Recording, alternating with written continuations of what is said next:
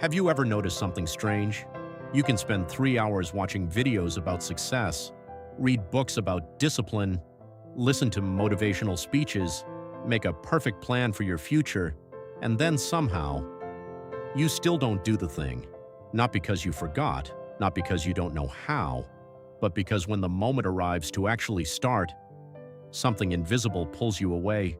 You check your phone, you organize your desk, you make coffee. You tell yourself, I'll start in 10 minutes. And somehow those 10 minutes become tomorrow, then next week, then next month, and sometimes years. The strange thing is that procrastination isn't a time problem. It's not a laziness problem. It's not even a productivity problem. It's something much deeper. And once you understand it, you'll never see procrastination the same way again. Imagine two versions of yourself. The first version is sitting right here, the current you. The second version exists somewhere in the future you, the one who is fit, successful, confident, financially free, disciplined, the version you dream about becoming. Now here's the problem. Your brain treats these two people as different individuals. In fact, research has repeatedly shown that many people think about their future selves almost like strangers. And here's what happens. Current you says, I don't feel like exercising. Future. You can handle the consequences. Current. You says, I'll save money next month. Future you will figure it out. Current you says, I'll start the business later. Future you can do the hard work. Current you enjoys the reward. Future you inherits the cost. Procrastination is often the act of sacrificing your future self for the comfort of your present self. It's like borrowing money from someone you'll never have to face, except that someone is you. But it gets darker, because procrastination isn't usually about avoiding work, it's about avoiding emotions. Think about the task you've been delaying. Maybe it's starting a business, maybe it's studying, maybe it's making an important phone call, maybe it's approaching someone you like, maybe it's creating your first YouTube video. Ask yourself honestly, what emotion comes with that task? Fear, embarrassment, uncertainty, the possibility of failure, rejection, judgment. Most people think, I am avoiding the task. No, you're avoiding the feeling attached to the task. The task is just the doorway.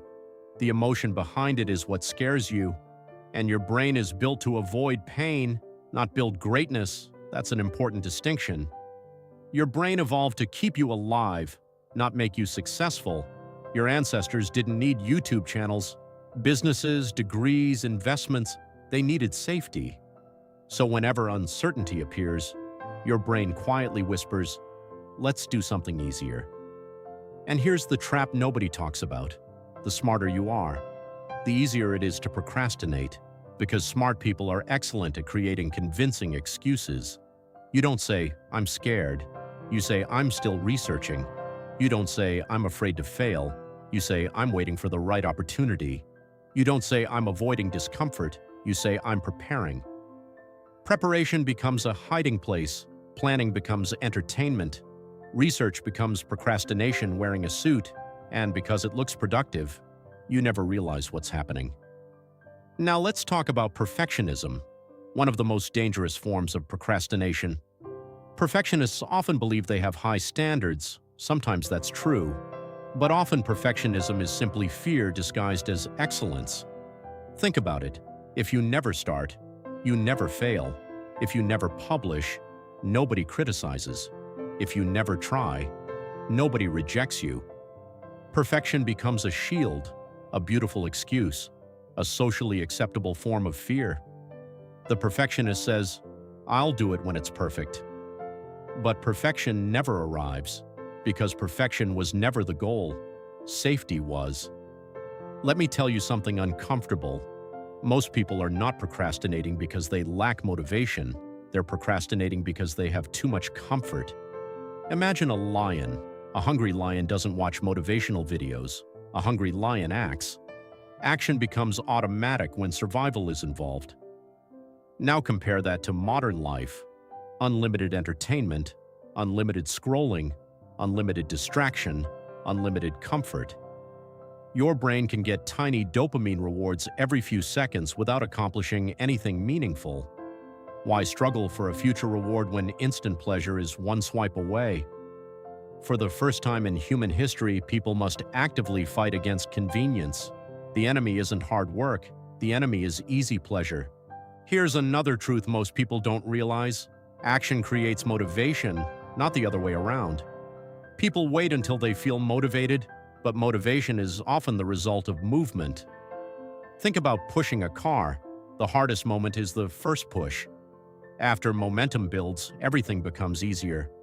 Life works the same way. The first page, the first workout, the first phone call, the first video, the first sales pitch, the first step feels enormous. Then suddenly, you're moving, and movement changes everything. Now imagine you're 80 years old, your life is nearly over, you're sitting alone, and beside you sits another version of yourself. Not the successful version, not the disciplined version, the unlived version, the person you could have become, the business you never started, the opportunities you never took, the books you never wrote, the risks you never accepted, the dreams you postponed. What would that conversation feel like? Because procrastination doesn't steal hours, it steals identities. Every time you repeatedly delay something important, you slowly drift away from the person you could become. So, how do you beat procrastination? Not with motivation, not with discipline hacks, not with another productivity app. You beat procrastination by telling yourself the truth. The next time you catch yourself delaying something, stop and ask, what feeling am I trying to avoid? Not what task, what feeling, because that's where the real battle is. And once you identify the emotion, you can face it. Fear loses power when it becomes visible. The people you admire are not fearless. They're not always motivated. They're not always disciplined. They simply learned a skill that most people never develop. They learned how to act while uncomfortable. That's it. That's the secret. Success is rarely about intelligence. It's rarely about talent. It's rarely about luck. It's often about the ability to move while your mind is screaming for comfort. And every great life is built one uncomfortable action at a time. So today, don't wait for motivation. Don't wait for confidence. Don't wait for certainty. Because those things often arrive after action, not before it. Start before you're ready. Move before you're confident. Act before you're comfortable. Because one day your future self will either thank you or wonder why you kept saying tomorrow. The choice is being made right now.